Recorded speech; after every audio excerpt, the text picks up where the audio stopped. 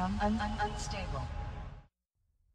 This whole system is deeply flawed, and that's why I talk a lot about free markets and property rights, Austrian economics, and getting rid of the Fed. All these things are now up for grabs. A lot of people, especially the young people, are looking at this. So for this reason, I'm a bit encouraged by, what might come out of this. But I think we're going to go through the ringer. I think it's going to get much, much worse, and it's bad enough already. But there's no way that we can step back. The one thing I'm convinced of after having spent so much time in Washington is that this will not be a gradual recovery from this disaster that we have. We're not going to elect enough people and enough courage to vote the right way, and there's too much demagoguing and too much misunderstanding that people would revolt. But the collapse will come, it's going to hit the dollar, and then we're going to have our opportunity. So the more people who are protected intellectually as well as financially, the better off we'll be in rebuilding what we'll have, what we'll need to do in the near future. Buckle your seatbelt. It's time for another episode of the Prepper Recon Podcast. I've been purchasing gold and silver from JM Bullion since before they were a show sponsor because they have the lowest price of any dealer I know of. JM Bullion now offers free shipping on all orders. Check them out online today at jmbullion.com. Our individual first aid kits are now on sale. They're MOLLE-compatible pouches in Coyote, ACU, OD, or Black. They're equipped with an Israeli battle dressing, quick clot, TK4 tourniquet, suture kit, and lots of extras. It's perfect for your car, bug-out bag, or home first aid kit. Go to the PrepperRecon.com homepage and click on the IFAC store tab at the top of the page. They're on sale for $89, and that includes shipping. This kit could save your life. Today's guest is David Kobler, a.k.a. Southern Prepper One. David produces the very popular Southern Prepper One YouTube channel. David's also a U.S. Army vet, so he's very familiar with today's topic. David, thanks for coming on the show today. Thanks for having me. I appreciate it. Oh, absolutely. Now, let's jump right into it. For running a security patrol, do you have any personal preferences for camouflage? I personally do. Right now I'm very in love with the Army multicam, the current issue multicam. I like it a lot. It works for me. I've been in, and we had the Woodland, and then we had the digital. I didn't like the ACUs, but the new one I like. I never was issued it officially. I just bought some on the surplus market, and I'm using it. But really, camouflage goes back to your location. What works for me in South Carolina might not work for you in Arizona. So you have to tailor your program, what you're going to be wearing, way you're outfitting, all your accessories and your web gear. It has to be tailored to your location. And you mentioned multicam. It'll usually run a few dollars more than say your regular Woodland or Woodland Digital or ACU or OD Green. Typically costs a couple extra bucks. You think it's worth it for those few extra bucks? I think it is for the camouflage, and I also think it is because we had a problem with, we were on BDUs. Our standard group for our community was BDUs, the old Woodland Camo BDUs. And the problem was it was becoming harder and harder to find on the surplus market. So we made the switch over just so new people coming on board will be able to buy them. And I think in the future it will get cheaper than the Woodland style. Very cool. Now, I've talked to a lot of veterans who absolutely hate ACU. What do you think about it? Is it better than nothing, or do you hate it? ACUs, I don't like the pattern. To me, it's not a game changer or a big, huge problem. But if I was starting off, definitely ACUs would not be my pick. I wore them in combat. The early pattern or the early quality, we had problems with ripping out the seams, the groin seam. They didn't hold up for us. Now that was probably the material they were made out of. So that really is tainting my view of that camouflage pattern because they didn't work for us. And what do you think about black? Is black? Does that stand out if you're in a wooded area? Yeah, I personally do not like black at all. The only good black is it's a very intimidating color. So let's say you were just doing some type of urban warfare and you wanted to, intimidate people. Black is a great intimidating color, but it's not good for out in the woods. And what about the digital woodland? Do you like that one? What are the pros and cons of digital woodland? Yeah, I do. And what I like is really just because it fits my location. So, that guy in Arizona or out west with a lot of browns, he's definitely got to pick a color that's going to match. What I would recommend is pick a color, and if you have a group or a family, and especially if you have a larger prepper community that you're working together, you have to standardize that. Standardization is great. First of all, it makes you look like a team. If you look like a team, it's more intimidating for the bad guy. If you pulled up and you saw 10 people in the exact same uniform, or you pulled up and you saw 10 people in all different uniforms, the 10 uniforms that are all the same, you're going to think, hey, this is a professional unit out here. No matter who they are, they're going to come across as more professional. So really, if you have a group, try to get the same camouflage. It will help you. It will also help you in identification. Say you're in the woods and people are spread out a few hundred yards. By looking over there and seeing that camouflage could instantly tell you if it's not your group camouflage, hey, that's not one of our group, or hey, that's probably one of our group because they have the same camouflage. So you might be able to then help you if you're out there in the woods. And places like Cabela's and Outdoor World they've got some really great camos that are very specific to certain geographic regions. Do you think that's a worthwhile investment to get gear that matches your area of operation? It definitely does, especially if you're a new prepper and you haven't purchased a lot of stuff yet, and you're getting together with some guys and you're talking about it.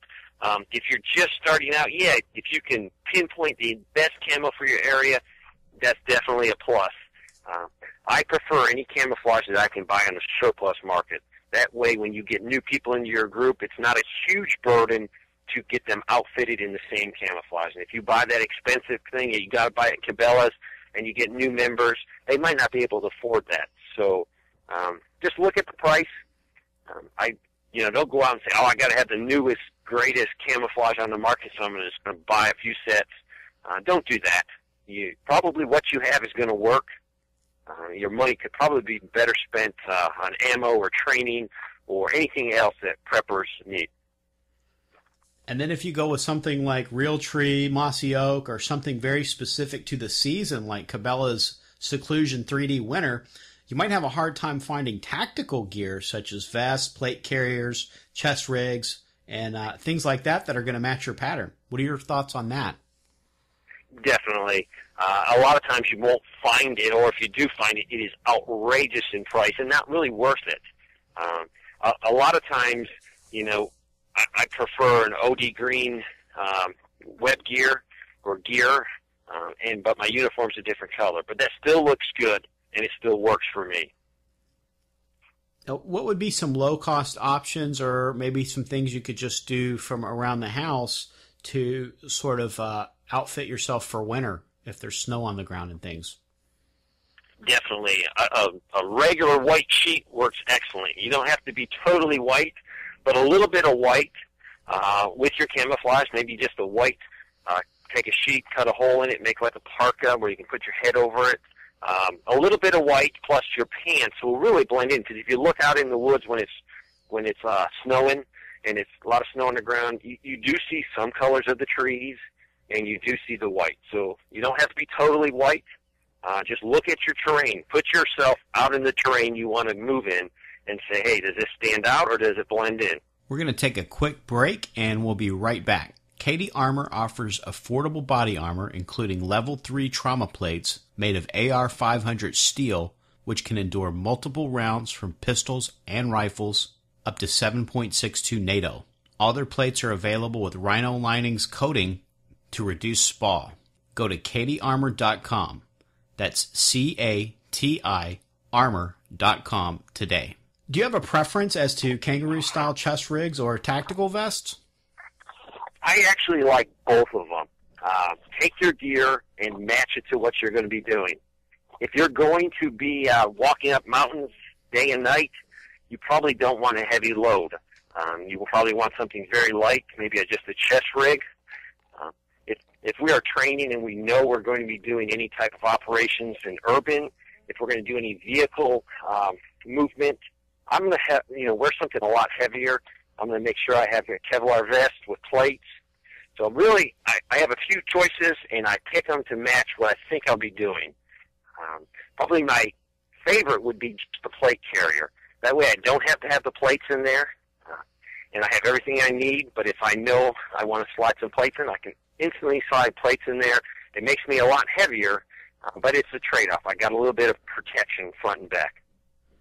And then for your plate carriers, if you could get it, you would go with the multicam plate carrier and try to get it in like a Molly style, so you had the Molly straps, so you could put different accessories on there. Definitely, Molly is a wonderful thing. They've come a long ways. That way, you can tailor your loadout for what you need. Definitely is something better than the older style TA-50. TA-50 is still a great setup, the Vietnam style, but nowadays we have things that we can tailor each soldier for what their task is. If they're a medic, they can put the pouches on to fulfill that job as a medic. If you're a sniper with a long-range weapon system, you can tailor your system. So being able to tailor for that individual is great. But you also need to do is you definitely have to have some standard SOPs for your group. Where is your med kit? Where's your IFAX? Where's your tourniquet? Those need to be in the same place with every person. And you need to make sure if you're switching gear a little bit, that certain elements are in the same places. You're going to learn muscle memory. So if you know your IFAX is right there, it needs to be there on no matter what you're using. If you're using a heavy loadout or a light loadout, try to get that IFAX in the same location. So if it's pitch dark, you can get to it quickly, and it's just muscle memory. And then if you weren't able to find the different pouches and things that you needed in multicam, would you go with the OD for your pouches and magazine clips and holsters and things? I prefer OD just because it goes good with any type of camouflage uniform you're wearing. So I'm very partial to the OD. I've gotten some good camouflage Molly equipment gear that wasn't OD. So all I did was simply took some spray paint, and I hit it with some spray paint, and it really matches up well for me. We did this in the military. If we needed to camouflage anything a little better, get a good quality paint, and you can really make it look better. And can you tell us the difference between a ceramic plate and steel plates for body armor, for plates? Yes. This is the million-dollar question. There's a lot of companies out there. I've done a lot of studies. After I shot some ceramic plates and I saw that they failed, I really started studying. I started studying the regulations, how they're certified, and it was eye-opening. One of the plates that was sent to me to test was only really rated for one round of armor-piercing round. I shot it with a 5.56, and two of the rounds came very close, and they actually, one of them penetrated the plate completely. It was a failure in my book. The manufacturer didn't like it, because when they test plates, when they shoot at them for the NIJ standard, they have to be minimum 1 inch apart for each round when it hits the plate. Now, that's great for a lab environment, but real world, you don't know where those rounds are going to hit. So I've used plates in combat. I've seen plates work. The ceramic plates work. But the metal plates seem to work a lot better. For the average person that doesn't have a lot of money, you can't beat metal plates. The nice thing about metal is you can drop them on a concrete floor, and they're going to survive. If you drop a ceramic plate, you might think it survived, but if you x-ray that plate, you're going to see cracks all over it, and that definitely is going to weaken that plate. So ceramic is lighter, that is for sure. No one will argue that it's not lighter. But for the average Joe prepper out there that doesn't have a huge supply chain or endless budgets, I think metal plates are the way to go. And how important do you think it is to have the anti-spall coating on your steel plates? It is a mandatory. I think all the manufacturing out there that are producing the AR-500 style plates, they are definitely putting the spalling protection on there, because if not, it's very dangerous to you, plus it's very dangerous to the person next to you, because when that bullet hits that steel plate, it's going to blow up into a lot of pieces, and all that shrapnel will be going somewhere. The spalling protection they put on there, the material that they coat it with, it actually absorbs the round after it blows apart from the impact on the steel. I've shot a lot of steel plates, and the spalling material that they put on there is a must. And what about camouflage for your rifle? Are there any low-cost options for that? There is. A lot of people don't really want to spray paint them. In the military, guys would spray paint them, especially guys in the scout position or sniper's position. They would definitely camouflage them because that black weapon you have, it definitely stands out. So, it might not be what you want to do to a $1,500 weapon, but having the ability in a second to spray paint that, camouflage that, might mean the difference of surviving a confrontation. If you can stay hidden, a lot better for the prepper. Yeah, I think a lot of people think about their rifle as being sort of like a Ferrari, that they want to keep it, they want to take it out every Sunday and wash it and wax it and drive around the park real quick. Yeah, there's guns in the safe that are collector's items, and then there's guns in the safe that are my tools. And whatever will help me survive, I'll do it. If I have to paint an AR-15 and camouflage it, not a problem. It's just a tool to me. And are you a fan of camo tape for your rifle or your gear? Definitely. If you don't want to go ahead and paint it, or you're going to be switching between a wooded environment and maybe a desert environment out west, definitely anything to camouflage it. So go ahead and practice that. Just don't think, well, if I need to, I'll just camouflage. Go ahead.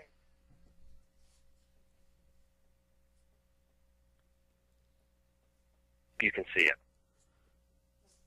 And is there a specific type of paint that you should buy? Buy a very good quality paint. I would probably go to a paint store and tell them what you're going to paint and see what's in your area. But you're going to spend a few dollars more per can, but it's well worth it. And are there areas around the chamber that you want to protect, that you want to try to keep from getting any paint in that area? Definitely. Anywhere where parts are moving, you definitely want to be very careful painting it. Tape up the end of your barrel. Just use common sense. If you normally wouldn't want anything in there and you want everything running smooth, put a little bit of tape on it. Painter's tape is wonderful. And I recommend practicing. You might have an old, surplus 22 laying around. Before you jump on your AR-15, take a cheaper weapon that you don't mind and practice a little bit. And what helmet do you recommend for a security patrol? I am definitely the Mitch helmet. They have, the U.S. military has gone with, I believe, a newer helmet. I have not used that, but I think there's a new one issued now. But the Mitch helmet is great.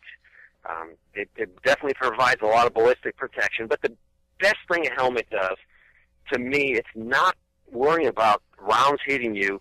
It's when you jump over a wall, when you jump in and out of a vehicle, when you hit the dirt trying to get away from something, you are always hitting your head, especially at night. Movement at night, you're hitting your head. That helmet has saved my head so many times, not from the enemy bullet, but just for me being clumsy or me running into things in the dark. So your helmet is very important. Talking about helmet, I think eye protection is even more important. Eye protection is a must. Walk outside at night in the woods, and if you got to go through a lot of thickets or briars or brush, guess what happens? You get hit in the face constantly, and it only takes one tiny little thing to hit you in the eye and totally put you out of commission. I've seen it happen in training environments where guys got hit in the eye and immediately had to be evac'd out of the training area, and they lost good, valuable training time, plus they were injured. So protect your eyes. It is mandatory. In the military, whenever we were doing anything, eye protection, eye protection, eye protection. And then you can get the sort of the simple military-style goggles for around $20 with the interchangeable lens for day operations or night operations, or you can get the ballistic lenses interchangeable. For a set of those, you might be getting closer to 60 or $80. Do you think it's worth it to have that ballistic rated lens? If you can afford it, get it. If you're watching your pennies, there's other things that probably be more important. Definitely check the surplus. There's surplus dealers out there where you can buy almost brand spanking new, great quality eyewear, very, very affordable price. But eyewear is very important. A lot of guys ask me, what do you like, goggles, or do you like just the regular safety glasses? I like both, and really it would depend what I would be doing. Definitely, when I was flying with the 101st Airborne, it was definitely goggles. They offer a lot more protection from the side, and they were required. For everyday use, I prefer a goggle if I'm going to be riding a four-wheeler or doing anything like that. It just offers me a little bit more protection. I've seen guys hit with IEDs, and they've had a good quality set of goggles on, and you can see exactly the area that was totally safe. There's nothing wrong with their face, but everything else was pocked up by shrapnel. So it does cover a little bit more area than the standard just safety glasses. Very cool. Now, are you a fan of weapons-mounted or helmet-mounted night vision? That is the million-dollar question. I like both. There is, if you can have some type of night laser on your weapon system, definitely put it on your helmet. That way, all you have to do is look. You'll see the dot. No one will else see the dot unless they have night vision. Put the dot on your target and squeeze the trigger. That way, you can run through the woods. Your night vision is on your head. You can see what you're running to. When you put your night vision on your weapon system, it's hard to walk around. If you were in a stationary position overlooking a large field, that might be better, because that way you can, if you see a target, you definitely can engage that target. And what about night vision with a standard reflex sight? If you have the reflex sight on the dimmest setting, is that still going to be too bright with the night vision? Usually it is. Usually your sight has to be designed to be night vision capable. So if you're going to buy one, make sure it's night vision capable. A lot of times, if it's not, that lowest setting is still too much for the night vision. And for a security patrol, do you need a good backpack?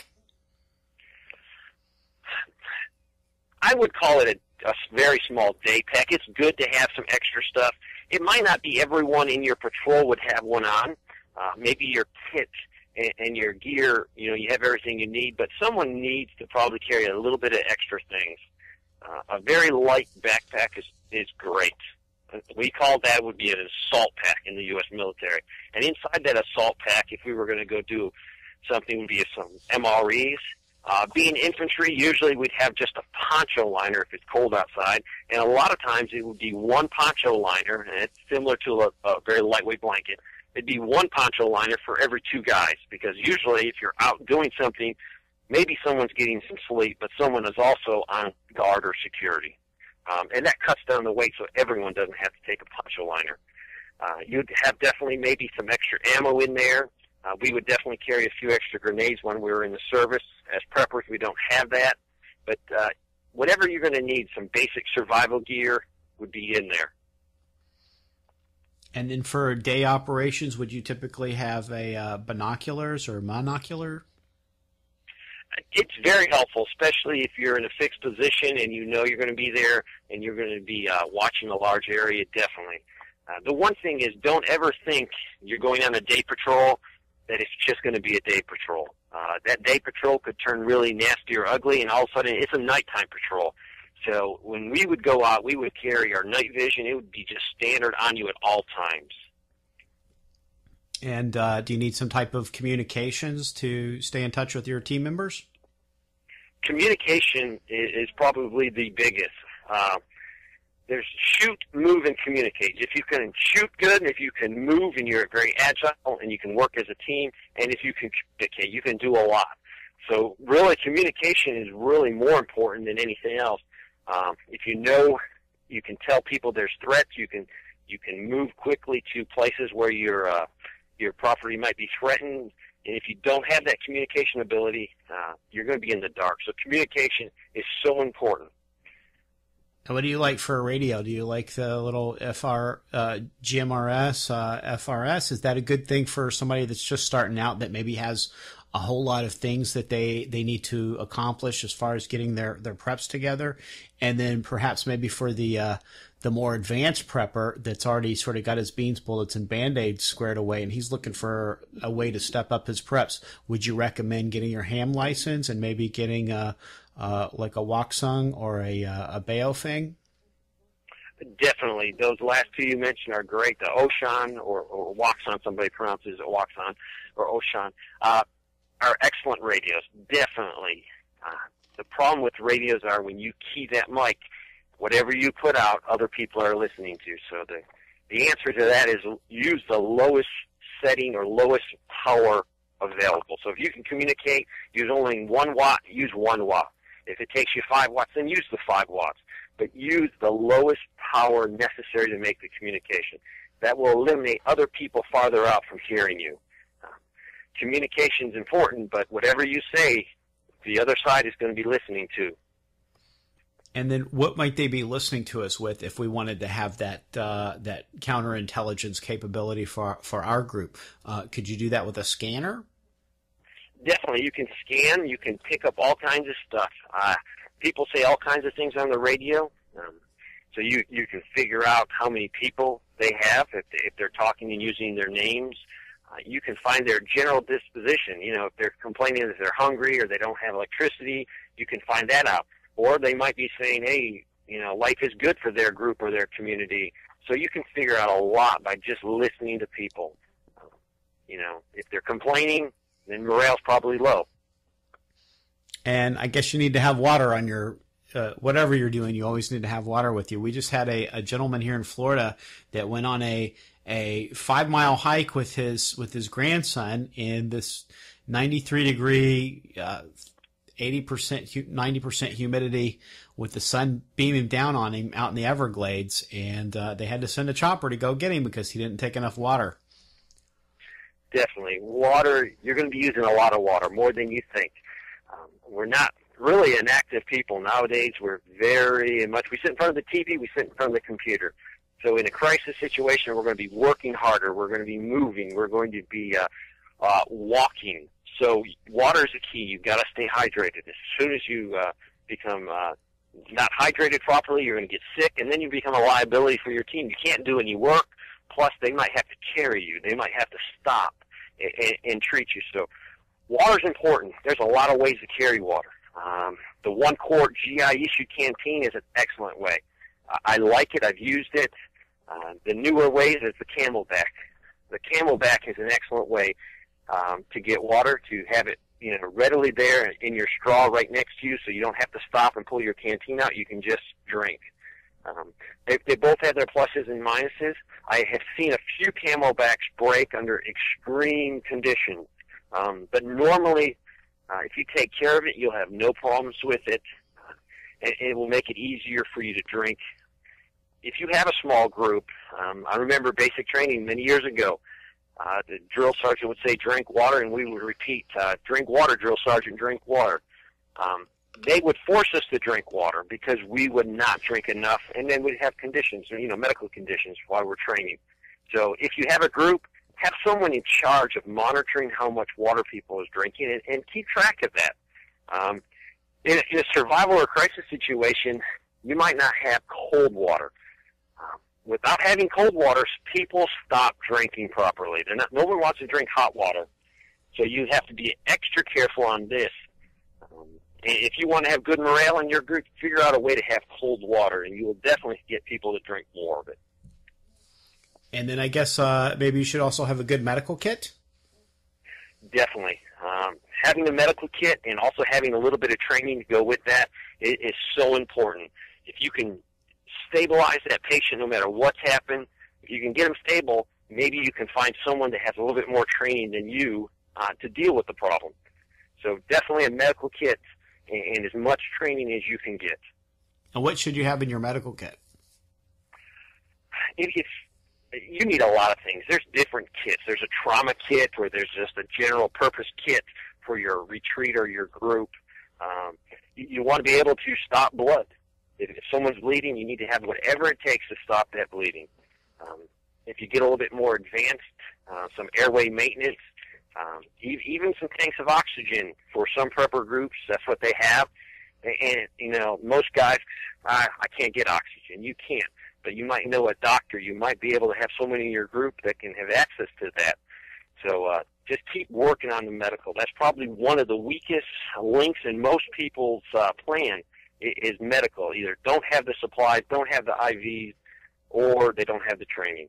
So it's always a continuous thing. We're going to have a big training exercise, a whole medical day.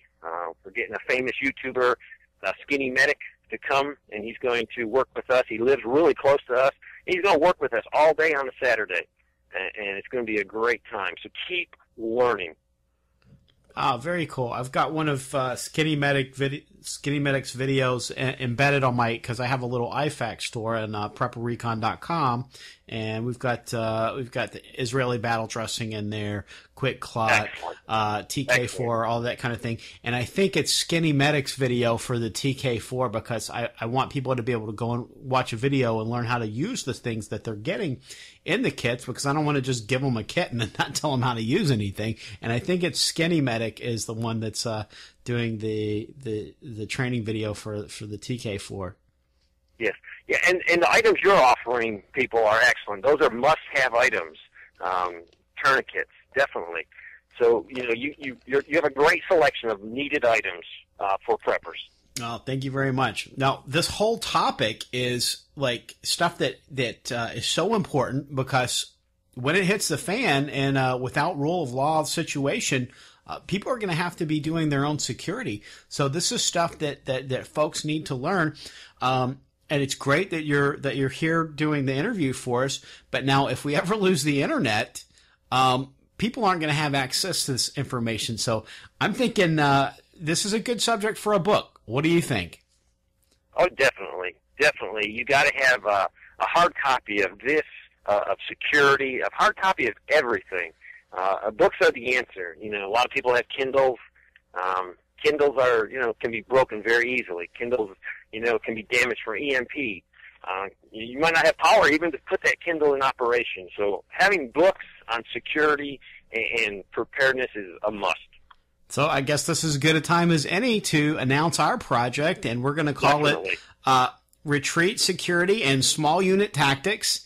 And David and I will be working together on putting this together, and it's gonna cover all of the information that we've talked about today, plus a lot of other much more in-depth stuff than what we could get to in a 30-minute interview. So and it's going to be something that you're still going to be able to have after the lights go out. So it's going to be a great book, and we're hoping to have it out by no later than September 1st. And we'll have it out in Kindle for those of you that want it for Kindle, but it'll also be available in hardback. And we'll probably also have it out as an audio edition too, so it's something that you can listen to and keep it on your phone or MP3 player or whatever, and just keep that file, and you can always go back and listen to it again and again. Definitely. This subject is very important to me. I received my training through the United States military, through the Army, as NCO light infantry. So I got great training, but a lot of people can't join the military. So this is sort of a way for me to give back to people, thank them for supporting me, because you do support me. You pay your taxes, you support the military. So this is a way I can just give all my knowledge back to you to help you, because in a crisis time, there's going to be a lot of bullies out there. And one thing I don't like is bullies, people that pick on other people. So if you're trained, maybe you can protect yourself, your family, and hopefully you can be a positive influence in your community. You can be a stabilizing force. Absolutely. And David, thanks for coming on the show, and I'm really enjoying working on the book with you because I'm learning a ton just through this process of us putting this book together. So it's been a great experience for me, that's for sure.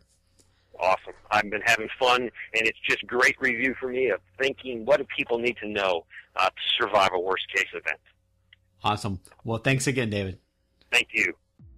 American Reset, the long-awaited conclusion of the Economic Collapse Chronicles, is now available. In Book 3, the ultimate contest between liberty and tyranny reaches the apex. The Bear family and their neighbors fight to survive the fallout of the meltdown and cling to the principles in the Constitution. Will the collapse bring an oppressive regime that enslaves the American people, or will the patriots prevail and guide the country back to freedom, peace, and prosperity? Get your copy in Kindle, audio, or paperback on Amazon today.